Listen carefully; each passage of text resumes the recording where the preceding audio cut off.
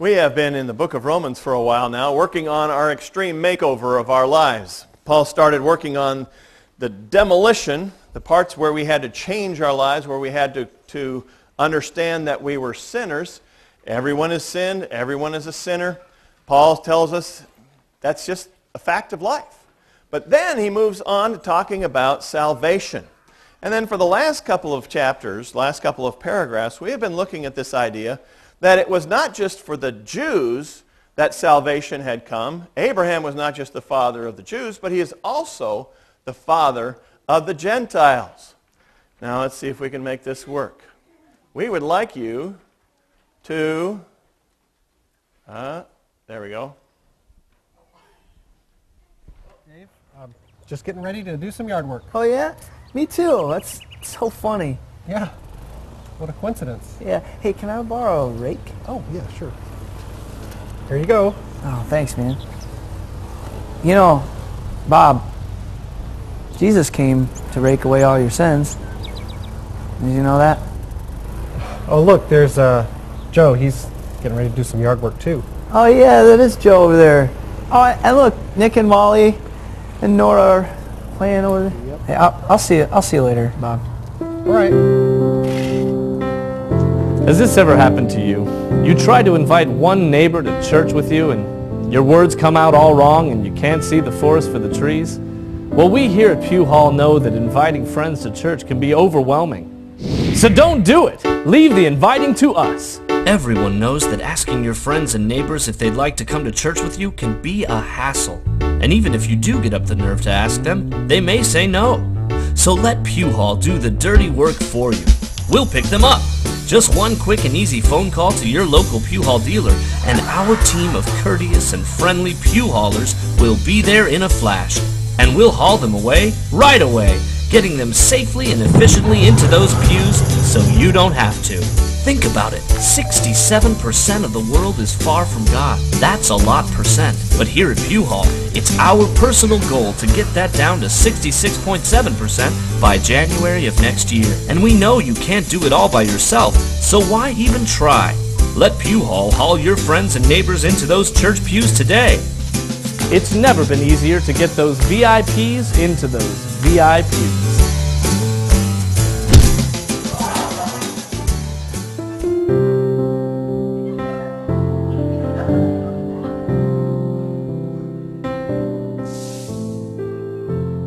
I'm so glad you came to church with me today, guys.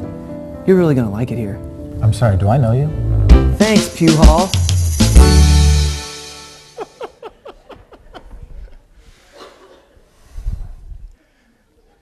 Church isn't just for us. God just didn't come to the Jews. He came for everybody. By the way, you should invite your friends to Easter service next week. But don't use Pew Hall, please. It would be interesting, but we'd have a lot of people in jail. I would expand my jail ministry by a number of folks. Everyone is being asked to come to Christ, and everybody is allowed to. Now, last week we looked at a verse that ended with this quotation from Genesis chapter 15. It was credited to him as righteousness. This is one of the basic statements of Christianity. In fact, of the Old Testament and the New Testament as well. It comes from the first book of the Old Testament, where God told Abraham that he could have God's righteousness, that he would be allowed into heaven, that he could be forgiven of his sins if he just trusted in Jesus. Obedience came later, as Paul has pointed out in the last several paragraphs. It wasn't something that Abraham earned to get into heaven. It was something that he accepted as a gift from God. It was credited to him as righteousness. Well, today's section follows that quotation. Paul now makes explicit what has been implicit throughout. Now we see not only the tip of the iceberg, but we also see what's below it. And that is that all of us are allowed into the kingdom of God if we have faith.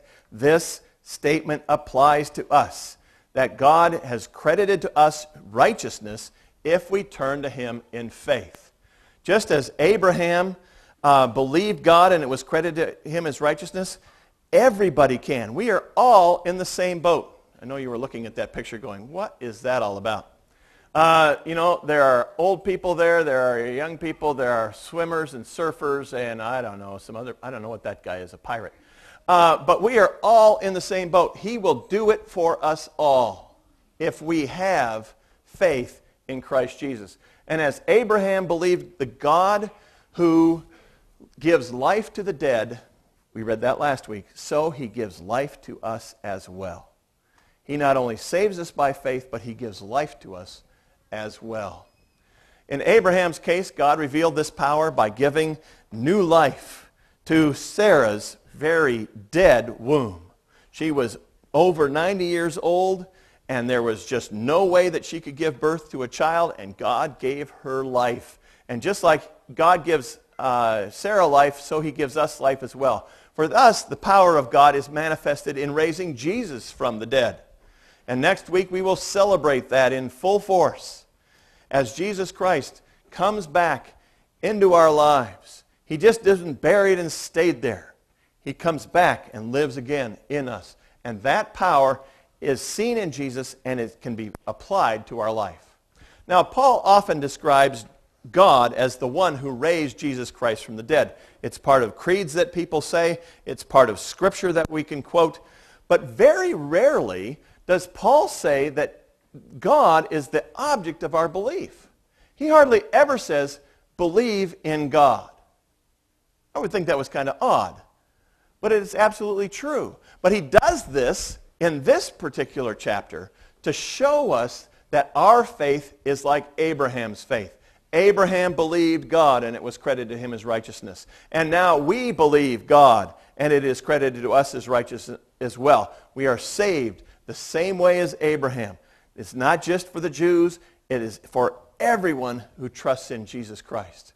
And then in verse 25, Paul adds a description of Jesus. And he does so in a couple of parallel ways. He starts off by saying who was delivered over to death, and then he did this because for our sins. And then he has another parallel that says, and was raised to life for our justification. So you can see the parallels there. Jesus was delivered over to death. Jesus was raised to life. Oh, I went backwards. I should have gone forwards. For our sins and for our justification. Now he uses the word for in two different ways.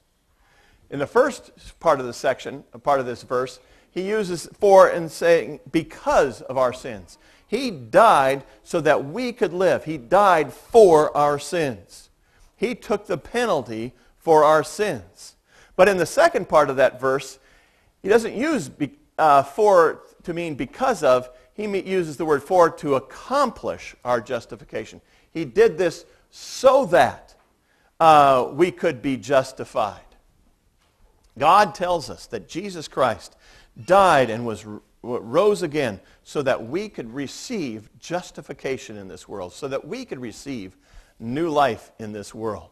The first line of that reflects the language about the suffering servant. Isaiah chapter 53 talks about Jesus Christ. And Isaiah, 400, 500, 600 years before Jesus was born, tells us that the Lamb of God would be delivered over for our sins. He paid it all. Isaiah 53 was applied to Jesus himself about his death. And he talks about being given over to Pilate, handed over to the Romans to be crucified, so that we could have new life. And God gives us that new life through his Son, Jesus. Now, Abraham believed God. That's the foundational statement here. Abraham believed God, and it was credited him as righteousness. But this was not just some abstract, make-it-up-yourself kind of God. It wasn't just any God. It wasn't a God that he made up. It was the God that revealed himself to Abraham. There was content behind this. He wasn't just imagining this God and coming to believe in some mishmash of whatever he wanted to believe. Abraham believed in what God had told him. There was content. Now, Abraham's content was far less than the content that we have. He believed that God would give new life to Sarah, would give him a child. He believed that God would give him a land and a promise. He believed that God would even raise up Isaac from the dead. But he didn't know anything about Jesus. And so Abraham's content is a little different than the content that we have today.